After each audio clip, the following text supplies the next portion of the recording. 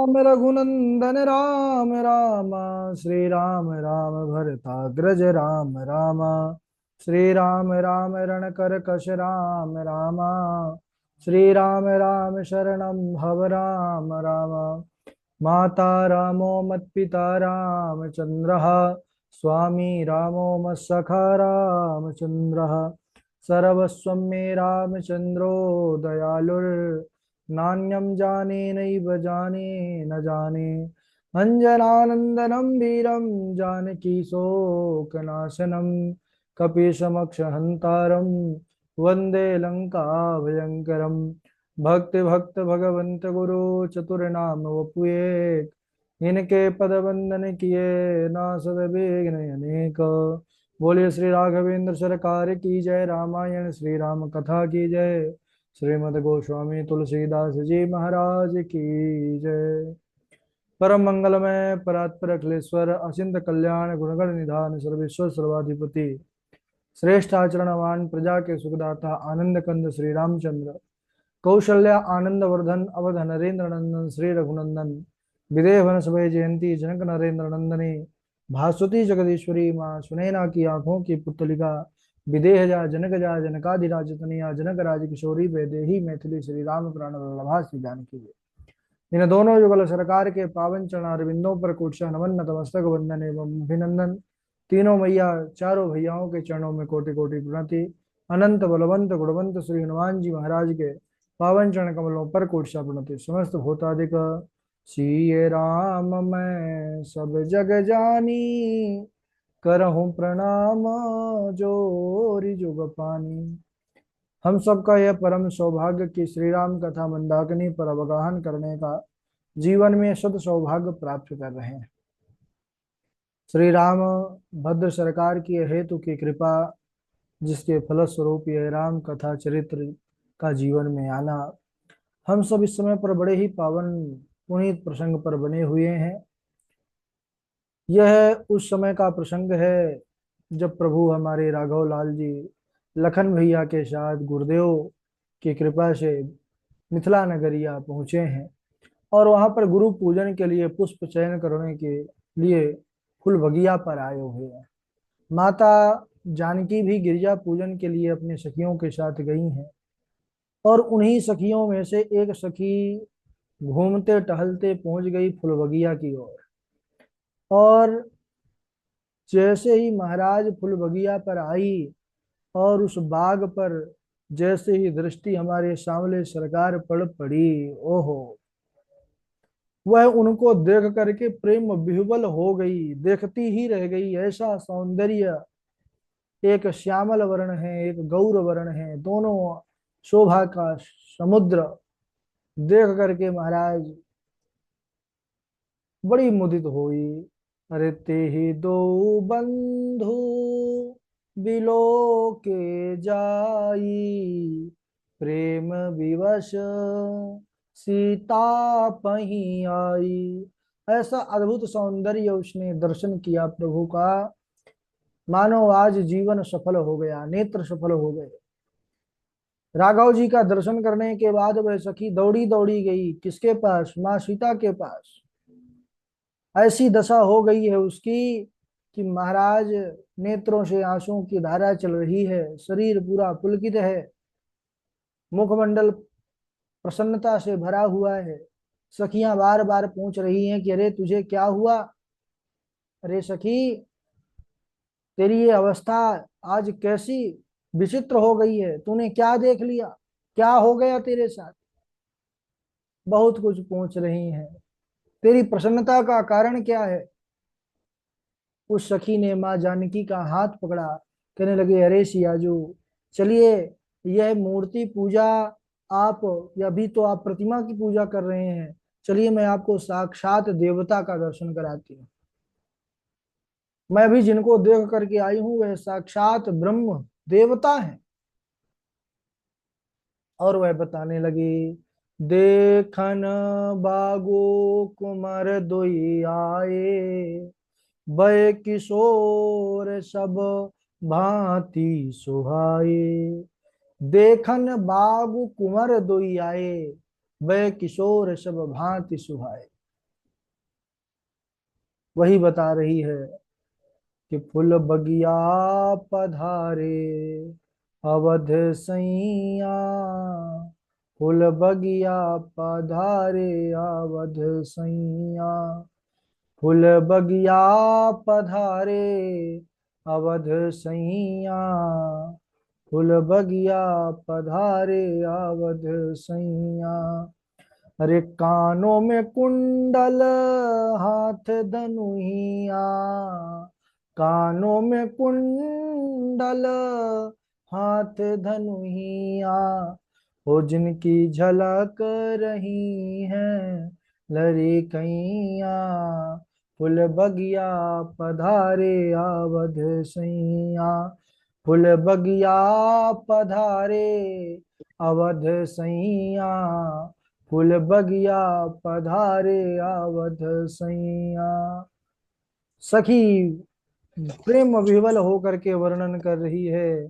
देखन बागु कुंवर दुई आए, बै किशोर सब भांति सुहाए। सियाजू दो बड़े सुंदर राजकुमार बाग देखने के लिए आए हैं। वह इतने सुंदर हैं कि वाणी के द्वारा उनका सौंदर्य बखानते नहीं बनता, क्योंकि जो उनको देखा है वह बता नहीं सकता, जो बता रहा है फिर उसने अच्छे से उनको देखा ही नहीं। जब इस प्रकार उस सखी के मुख से वर्णन सुना, माँ सीता जी का हृदय भी बड़ी उत्कंठा से भर गया और उनके देखने के लिए मन में माता जानकी के उत्कंठा जागृत हुई। माता सीता तो जगत जननी भवानी है सज्जनों, वह तो सब जानती हैं, वह लीला कर रही हैं, वह तो जानती हैं। दोनों पुराने जो है तो साथी हैं, प्रेमी हैं। क्षीर सागर के बाद अब प्रभु का प्रथम मिलन इसी पुष्प वाटिका पर होगा। एक सखी कहने लगी कि हाँ बिल्कुल सही सखी तूने कहा, यह वही राजकुमार है, मुझे लगता है जो कल मुनि विश्वामित्र जी के साथ आए हैं। अरे इन्होंने तो अपनी रूप माधुरी से, रूप मोहिनी से पूरे मिथिला नगरिया के जो नर नारी हैं सबको इन्होंने मुग्ध कर दिया है, सबको मोह लिया है। जहां जाओ इन्हीं दोनों की रूप की चर्चा हो रही है। चलो हमें भी उनको देखना चाहिए। तब महाराज माता जानकी को बड़ा सुंदर लगा उन सबकी वचनों को सुन करके, मन में बड़ी प्रसन्नता हो रही है, क्योंकि जानती हैं कि यह तो हमारे स्वामी हैं, प्रियतम ही हैं। तासु बचन अति सियाही सुहाने, दरस लागी लोचन ललचाने, चली आग्र करी प्रिय सखी सोई, प्रीति पुरातन लखई न कोई। चली अग्र करी प्रिय सखी सोई, आगे सखियों को करके पीछे सखियां हैं, आगे सखियां हैं, बीच में हमारी मैया जानकी जी। और प्रीति पुरातन लखई न कोई, बाबा जी लिखते हैं यह प्रीत पुरानी है लेकिन अभी भी सब लख नहीं पा रही सखियां। अब इधर वह जैसे ही प्रभु राघव को दर्शन करने के लिए चल देती हैं, मन में बड़ी प्रसन्नता है क्योंकि क्षीर सागर के दोनों पुराने प्रेमी हैं। और जब इधर फुलबगिया की तरफ माँ जानकी चलना प्रारंभ करते कर देती हैं, उनके शरीर पर जो सुंदर वस्त्र आभूषण है वह ऐसे शोभायमान हो रहे हैं कि कहना ही क्या। माँ जानकी हैं, ऐसे आभूषण हैं कि जिनकी चमक का क्या कहना। कंचन किंकिनी नूपुर धुनि सुनी, कहत लखन सन राम हृदय गुनी।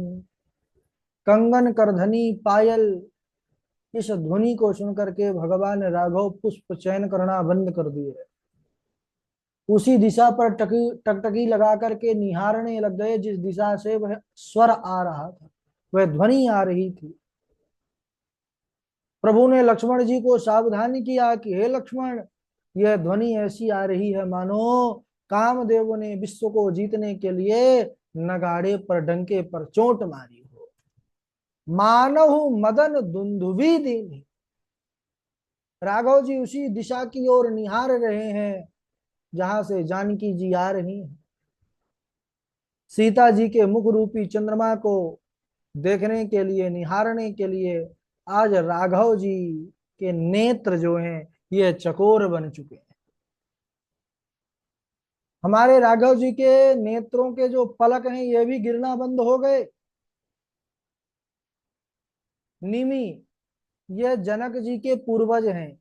इन्हीं महाराज निमि का वास सबकी पलकों में माना जाता है। इन पलकों में निमि का वास होता है। इसी कारण हमारे नेत्र जो है खुलते और बंद होते रहते हैं, जो पलकें होती हैं। आज भगवान एक टक देख रहे हैं, मानो लड़की और दामाद के मिलन प्रसंग को देखना उचित नहीं समझा, इसीलिए सकुचा करके जो महाराज निमि है उन्होंने पलकों को यानी अपने स्थान को छोड़ दिया। इसीलिए जब स्थान छोड़ दिया तो जो पलक उनके कारण गिरती थी, बंद होती थी, ये बंद हो गया, पलकों का गिरना रुक गया। इसलिए यहाँ पर भगवान एक टक निहार रहे हैं। माता सीता जी की ऐसी शोभा है, उनका ऐसा सौंदर्य। सज्जनों, जगत जननी जानकी जी की इतनी सौंदर्य है कि वह सुंदरता को भी सुंदर करने वाली है। परंतु जैसे ही हमारे राघव लाल जी का अनुपम सौंदर्य माँ जानकी ने देखा है, ओहो, वह एकदम देखते ही रह गई। यह जानकी जी कौन है? श्री रामचंद्र जी ने लखन जी को बतलाया है कि यह जानकी जी वही हैं जिनके लिए यह धनुष यज्ञ का आयोजन हुआ है। यह यहाँ पर गौरी पूजन के लिए आई हैं और अपने सखियों के साथ फुलवारी देखने आ गई। हे भैया लक्ष्मण, स्वभाव से ही मेरा मन पवित्र शुद्ध प्रबुद्ध है, लेकिन आज इनके अलौकिक सौंदर्य को देख करके क्षुब्ध हो गया है, इनके प्रति लुभा गया है। इसका कारण क्या है यह तो विधाता ही जाने। लेकिन हे अनुज, मेरे मंगलदायक दाहिने अंग बारंबार फड़क रहे हैं। यहाँ सज्जनों ध्यान देने वाली बात यह है कि यहाँ पर भगवान सीता जी के किस सौंदर्य का दर्शन किए। किस सौंदर्य की? बाहरी सौंदर्य का नहीं, यहाँ पर उनका जो अलौकिक सौंदर्य है माँ जानकी का। क्या अलौकिक सौंदर्य है? अलौकिक सौंदर्य का दर्शन करिए। यह जानकी वही है। कौन? आदि शक्ति जही जग उपजाया। यह वही आदि शक्ति हैं जिन्होंने जगत को बनाया है।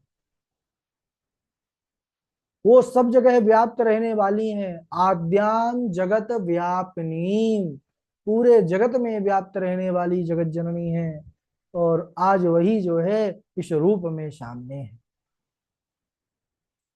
माता सीता ने जैसे ही प्रभु राघव जी के दिव्य स्वरूप को निहारा है, देखी रूप लोचन लालचाने,